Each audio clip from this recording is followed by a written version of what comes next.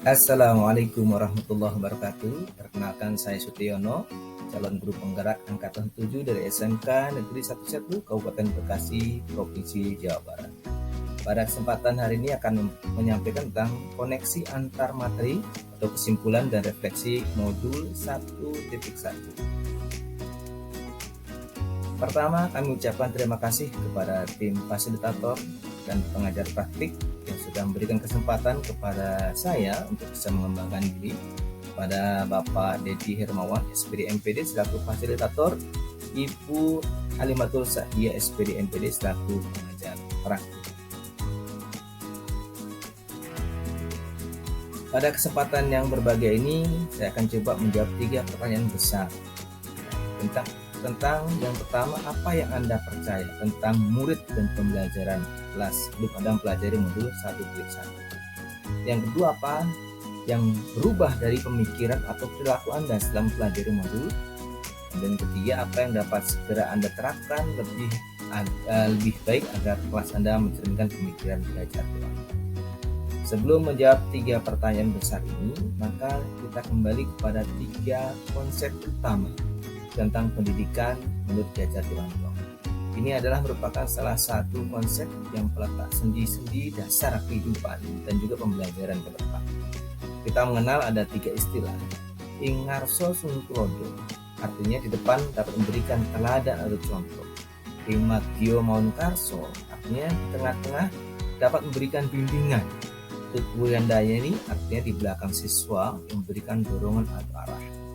Nah, dari 3 falsafah ini baru kita akan coba breakdown kepada 3 pertanyaan di awal. Yang pertama, apa yang Anda percaya tentang murid dan pembelajaran di kelas sebelum Anda mempelajari modul 1.1? Ada beberapa hal. Yang pertama adalah kegiatan pembelajaran sering lebih dominan pada guru atau berpusat pada guru, sehingga hampir sebagian besar pembelajaran itu dilakukan oleh guru dan siswa hanya terpaku pada apa yang disampaikan oleh guru. Yang kedua, guru kurang memahami karakteristik individu murid. Dengan adanya guru yang kurang paham karakteristik, maka guru mengajar apa adanya sesuai dengan bahan yang disampaikan. Yang penting tercapailah kurikulum pembelajaran yang ingin disampaikan. Yang ketiga adalah pembelajaran mengejar target nilai KKM, ketuntasan kriteria ketuntasan minimum, sehingga guru cenderung lebih mengajar pada tercapaian kurikulum materi pembelajaran dan juga nilai-nilai saja, tanpa memperhatikan norma dan juga tanpa memperhatikan mungkin boleh dibilang bagaimana siswa paham dan siswa tidak paham tentang pelajaran yang disampaikan. Yang keempat, pembelajaran dilakukan di dalam kelas terus. Jarang kita melakukan kegiatan di luar kelas karena mayoritas kegiatan ada di dalam kelas. Dan yang kelima adalah pembelajaran monoton dan kurang aktif, sehingga terkadang anak-anak menjadi bosan di dalam kelas. Nah, yang kedua, apa yang berubah dari pemikiran atau perilaku Anda setelah mempelajari modul? Nah, setelah mempelajari modul, maka ada perubahan-perubahan yang signifikan. Ya, saya mencatat ada 7 perubahan.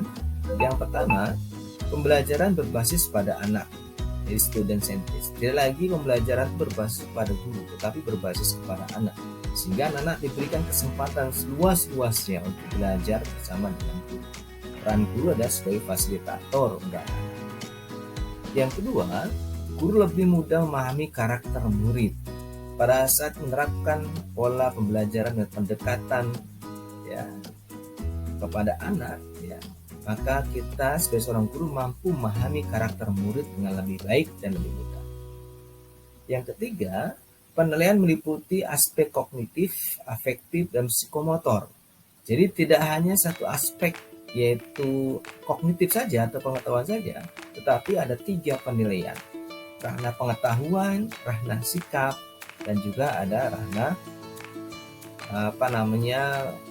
keterampilan yang kita ambil. Nah, yang keempat adalah pembelajaran dengan variatif, yaitu meliputi kegiatan indoor dan outdoor. Jadi kegiatan dalam kelas dan juga kegiatan di luar kelas yang dilakukan. Yang kelima, pembelajaran lebih menarik dengan metode dan media pembelajaran yang menarik tentu saja. Dengan adanya variasi media pembelajaran, metode pembelajaran, sehingga anak-anak akan lebih tertarik dengan apa yang kita sajikan di dalam kelas ataupun di luar kelas. Kemudian yang ketujuh, anak lebih termotivasi dalam belajar. Yang keenam, anak lebih termotivasi dalam belajar. Dengan semakin banyak variasi, mereka tertantang untuk lebih belajar lagi, bersemangat lagi dalam belajar.